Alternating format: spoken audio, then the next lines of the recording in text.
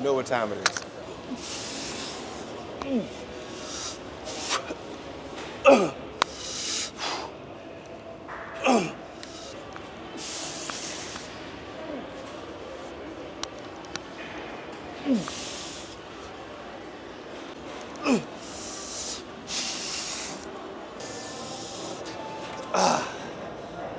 Whew. Today we're making back gains. You probably go to the gym often and see people doing pull-ups like this.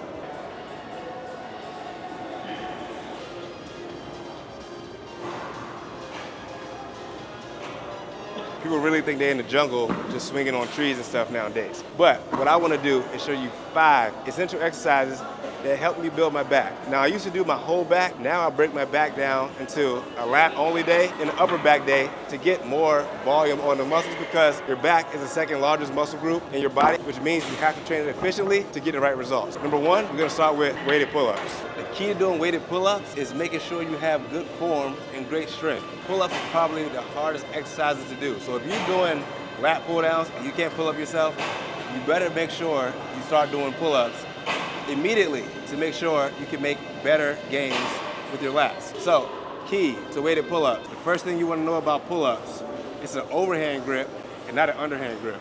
That's what makes a pull-up and a chin-up a chin-up. You're not really using your grip as much as you're using like your pull, but whenever you pull, it's going to make sure you have a strong grip. One thing I want you to notice when I'm doing pull-ups, I have a strong posture. I'm not swinging, I'm going all the way up, all the way down, which means I have a good range of motion.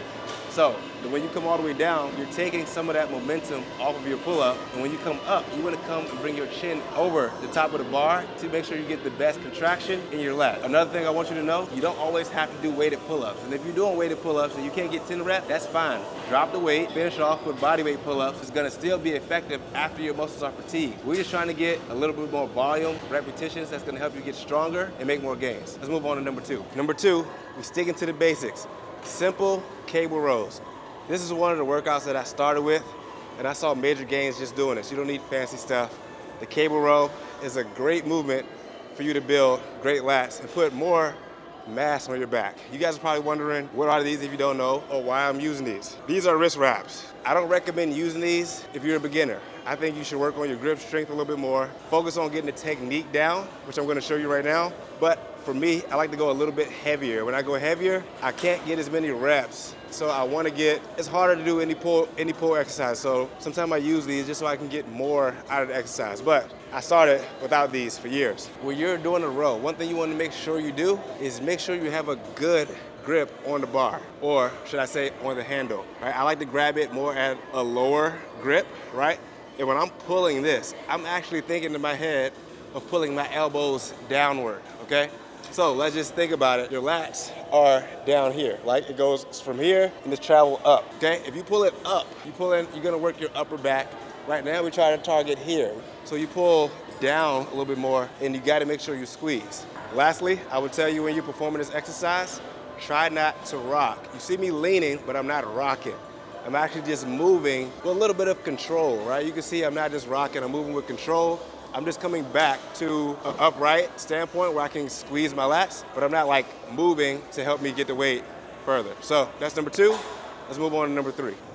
Number 3, single arm cable lat pull down.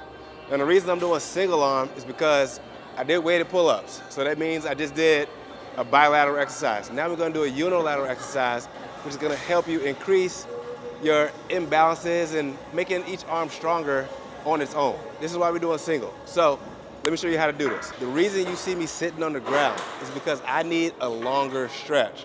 When you sit on the chair, you don't get to reach your arm all the way up. Like I said before, you want to lengthen the muscle. You want to like release the contraction. So I want to go up as high as I can. And now I got a good stretch. And now when I pull down, I'm literally not thinking about pulling with my grip. I'm thinking about pulling with my lats. If that makes any sense to you, it's called mind-muscle connection. I'm pulling with my lats. I barely have a grip on this. And I'm pulling down to where I can get a good contraction on my lats. So it's not just like I'm just pulling to pull it, if that makes any sense to you. I want you to really think about what you're pulling. And as you pull down, pull with your lats. We're kind of in tight here, okay? My position is not out. My position is coming from an overhand grip to a slight neutral grip as I pull down, right? So I'm coming from here, down, and I'm squeezing. When you use the lat to pull down, it creates the no rock effect, because you don't see me rocking here. When you're not using your lats, you start to rock. So one of the major tips is never to rock, right? You want to get blood flow in that muscle, and by doing that, you're going to squeeze hard at the bottom of that rep, and then you're going to slowly release it back up, which is going to help you create the no rock or momentum effect. That's number 3. Let's move on to number 4.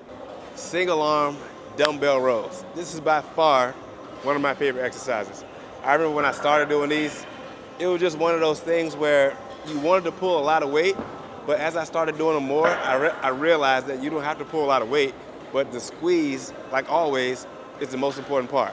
Let me show you some of my favorite parts of this exercise. One thing I want you guys to notice while I'm doing this exercise is that my back is flat the entire time. And as you see, a lot of people look in the mirror like you want to see yourself doing it. For this, I don't want to see myself doing it. I want my head and my spine in the neutral position where I'm not fighting against my spine. Like everything is comfortable. I'm looking down, but I can feel everything that I'm doing. The second part of this exercise is making sure you drop your hand down as far as you can. Like I said again, lengthening the muscle. You don't want to contract the whole time. Release, stretch, bring it down. And when you come up, I'm talking about we hold in that position for almost 1,000, 2,000 seconds, right?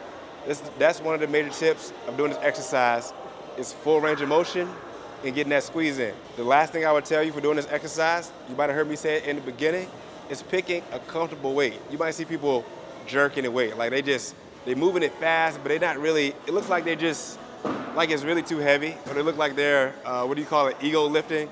With this exercise, you can train it heavy, but you want to make sure it's a comfortable fit so that when you pull up, you get that squeeze in those lats, and that's how you're going to make it grow. That's one of my favorites. Again, like I said, let's move on to the next one. Number 5 is the all-time best. You can't finish your back day without doing straight arm pull downs. This exercise, isolate the lats completely. Yeah, you'll feel it in your triceps. You might have seen me do other videos where I do these single arm, which is also, I think is better than double, but I want to show you something that you can use every workout that you'll be able to comprehend right now. So let me show you the cues on how I do this exercise the right way. There's many ways to do this exercise, but whenever I do it, I effectively feel it when I lengthen my arms, right? I'm going back as far as I can. I'm making sure my arms are straight, right? Now, as I start to pull, I'm not pulling with my hands. I'm actually pulling with my palms, right? Might not make sense. I pull with my palm because I don't want to use momentum. Momentum will kill your gains. So you want to make sure you're using your lats to pull. So I have my palms on it, and I'm pulling down with my lats. This is where my mind is thinking about as I pull.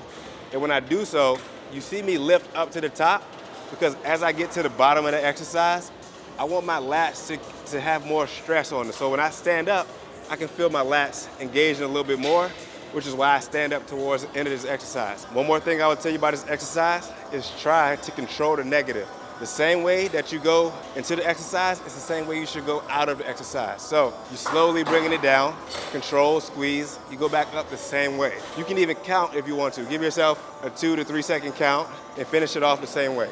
This exercise will complete your lat day, making sure you feel like you got wide lats after it's all said and done.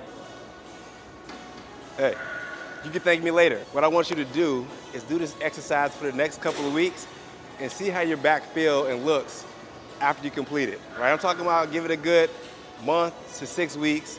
Start doing each of these exercises that I'm telling you. Progress, add more weight, use more control, slow down the tempo. Like really get a mind-muscle connection of how your back operates, in general, how your muscles operate, because that's what's gonna give you the best results over time. These exercises have been staples to my back growth, to my gains and my strength in general, and I highly recommend these exercises. And for you to share it with any friends that you feel like has a deficient back and wants to get wider lats or a more thicker back. Guys, like I always say, I'm here if you need coaching. This is where I really get to tailor your workouts, your nutrition, where I can really help you get over your plateau, over the hump to getting that physique that you've been dreaming about. Right? It took me almost 15 years to get this physique, but I've never stopped training and understanding and getting help and coached and learning more and more as I grow. So guys, if this was helpful, make sure you hit the like button. Don't forget, if you haven't yet, subscribe, share with a friend. You're here with Josh Bailey. Make sure you keep coming back because I'm gonna keep bringing you videos to help you get more success on your fitness journey.